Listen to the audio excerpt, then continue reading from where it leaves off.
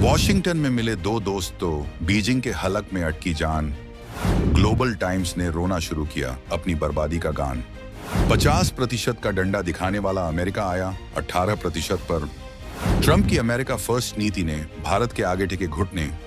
Europe से पिछड़ने के डर से कांप गया था व्हाइट हाउस। कनाडा के एक्सपर्ट ने खोल दी सुपर पावर की मजबूरी वाली पोल। कहते हैं ना, जब जंगल में दो शेर आपस में हाथ मिलाते हैं तो सबसे ज्यादा डर गीदड़ों को लगता है। आज अंतर्राष्ट्रीय राजनीति की बिसात पर बिल्कुल वही नजारा देखने को मिल रहा है। पिछले 48 घंटों में जो कुछ भी हुआ है उसने दुनिया को हिलाकर रख दिया है। एक तरफ वॉशिंगटन डीसी में शैंपेन की बोतलें खुल रही हैं, तो दूसरी तरफ हमारे पड़ोसी मुल्क चीन में मातम जैसा सन्नाटा है। और जो थोड़ी बहुत आवाज आ भी रही है वो सिर्फ बौखलाहट और जलन की है। महीनों से जिस खबर का इंतजार था वो आ गई। भारत और अमेरिका की ऐतिहासिक ट्रेड डील फाइनल हो गई। लेकिन इस डील की स्याही अभी सूखी भी नहीं थी कि चीन के सरकारी भोंपू ने जहर उगलना शुरू कर दिया। 50% टैरिफ का जो भूत हमें डरा रहा था वो 18% का दोस्त बनकर सामने आया है। लेकिन रुकिए, ये खबर सिर्फ इतनी सीधी नहीं है जितनी दिख रही है। इस दोस्ती के पीछे एक बहुत बड़ा खेल चल रहा है।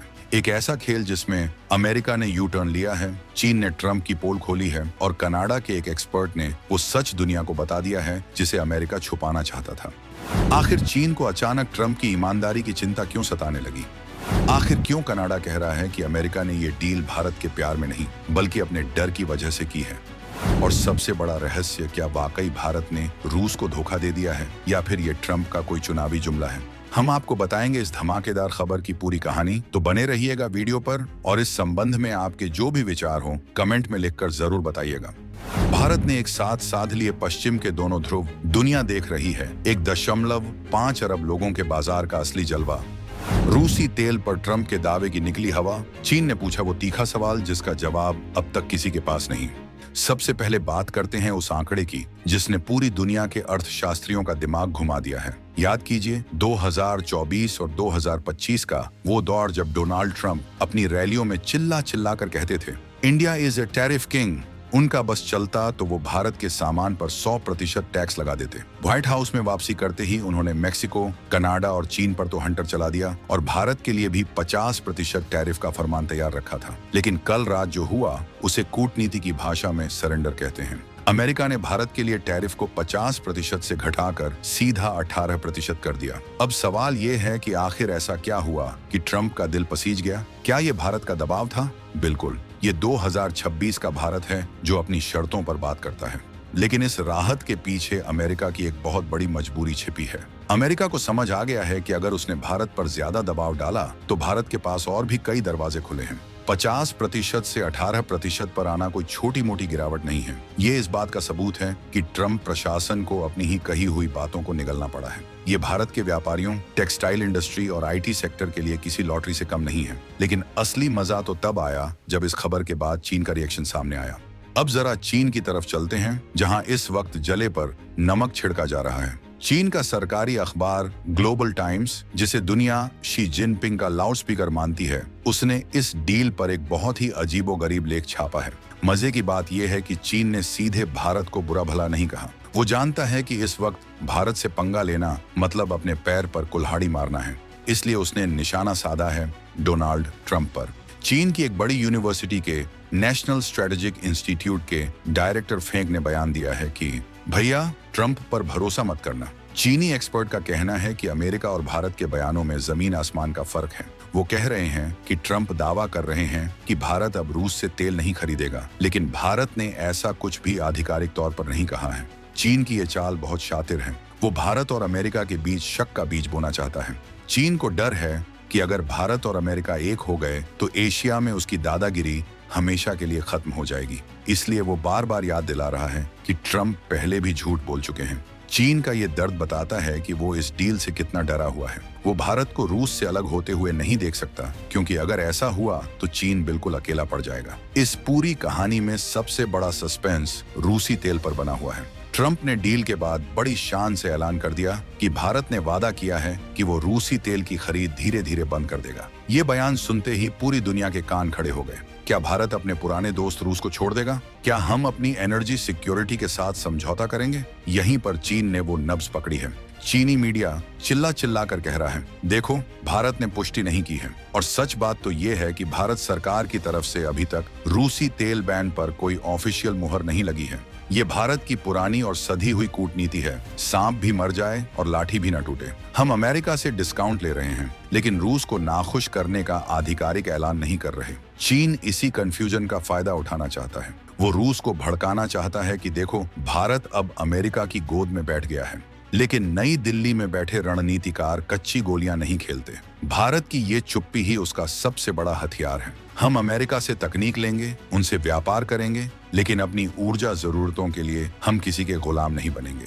ट्रंप का बयान शायद उनके घरेलू वोटर्स को खुश करने के लिए हो सकता है, लेकिन भारत की जमीन पर हकीकत कुछ और ही है। अब कहानी में एंट्री होती है एक तीसरे खिलाड़ी की, कनाडा। वहां के जाने माने एक्सपर्ट जैक शोर ने इस डील की इनसाइड स्टोरी खोलकर रख दी है, और यकीन मानिए उनका विश्लेषण सुनकर आपका सीना गर्व से चौड़ा हो जाएगा। जैक शोर का कहना है कि ट्रंप ने ये डील किसी दरियादिली में नहीं की, बल्कि घबराहट में की है। जी हाँ, अमेरिका घबरा गया था। क्यों? क्योंकि भारत ने हाल ही में यूरोपियन यूनियन EU और ब्रिटेन के साथ अपने व्यापारिक रिश्ते बहुत मजबूत कर लिए हैं। जैक शोर ने साफ शब्दों में कहा कि जब ट्रंप ने देखा कि भारत EU और UK के करीब जा रहा है, तो उन्हें लगा कि अरे हम तो पीछे रह गए। भारत की 1.5 अरब की आबादी और यूरोप की 50 करोड़ की आबादी, यानी कुल 2 अरब लोगों का बाजार एक तरफ हो रहा था। अमेरिका, जो खुद को दुनिया का चौधरी समझता है, वो इतने बड़े बाजार से कटने का जोखिम नहीं उठा सकता था।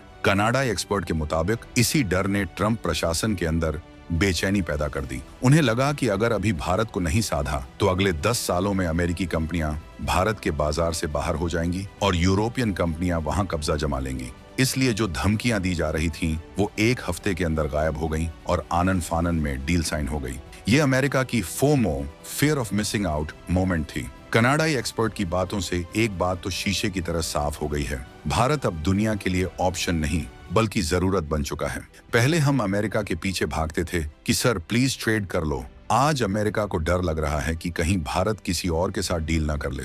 इसे कहते हैं वक्त का पहिया घूमना। जैक शोर ने जो गणित समझाया है वो बहुत पावरफुल है। भारत और यूरोप का मिलन अमेरिका के लिए एक आर्थिक खतरे की घंटी थी। ट्रंप बिजनेसमैन हैं, वो घाटा नहीं सह सकते। उन्होंने देखा कि भारत के पास विकल्पों की कमी नहीं है। हम रूस से तेल ले सकते हैं, यूरोप से मशीनरी ले सकते हैं और अपनी जरूरतें पूरी कर सकते हैं। अमेरिका को अगर अपनी इकोनॉमी बचानी है तो उसे भारत चाहिए। ये 18% का टैरिफ कोई भीख नहीं है, ये अमेरिका द्वारा दी गई एंट्री फीस है ताकि वो भारतीय बाजार में बना रहे। चीन की असली दिक्कत यही है। उसे लग रहा था कि भारत अलग थलग पड़ जाएगा, लेकिन भारत तो डील मेकर बनकर उभरा है। हमने अपनी शर्तों पर दुनिया की सबसे बड़ी महाशक्ति को झुकाया है। ये जीत सिर्फ कागजों पर दस्तखत की नहीं है, ये भारत के बढ़ते कद की जीत है।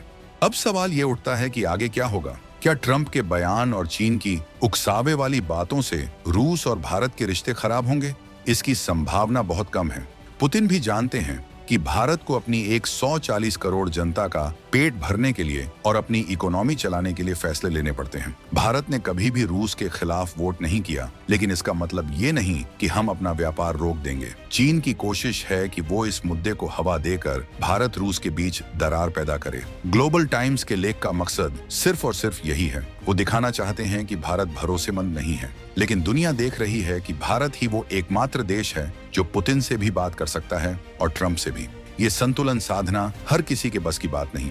चीन एक तरफा है, पाकिस्तान बिका हुआ है, यूरोप अमेरिका का पिछलग्गू है, सिर्फ भारत है जो अपनी स्ट्रेटेजिक ऑटोनॉमी के साथ खड़ा है। ट्रंप का दावा अपनी जगह है और भारत की कूटनीति अपनी जगह। आने वाले दिनों में जब टैंकरों का मूवमेंट दिखेगा, तब दूध का दूध और पानी का पानी हो जाएगा। लेकिन फिलहाल के लिए भारत ने बाजी मार ली है। इस पूरी घटनाक्रम का सबसे बड़ा निष्कर्ष ये है कि चीन अब एशिया में अकेला पड़ता जा रहा है। उसे अपनी इकोनॉमी गिरती हुई दिख रही है। उसकी कंपनियां भारत से भाग रही हैं या निकाली जा रही हैं। और अब अमेरिका ने भारत को मोस्ट फेवर्ड नेशन जैसा दर्जा देकर चीन के जले पर नमक रगड़ दिया है। चीन की चिंता भारत नहीं है। चीन की चिंता ये है कि भारत का अमेरिका, यूरोप और ब्रिटेन के साथ जो ये ट्रेड नेटवर्क बन रहा है, वो चीन की मैन्युफैक्चरिंग बादशाहत को खत्म कर देगा। जब एप्पल के फोन और टेस्ला की गाड़ियां भारत में बनेंगी और बिना ज्यादा टैक्स दिए अमेरिका में बिकेंगी, तो चीन की फैक्ट्रियों में ताले लटकना तय है।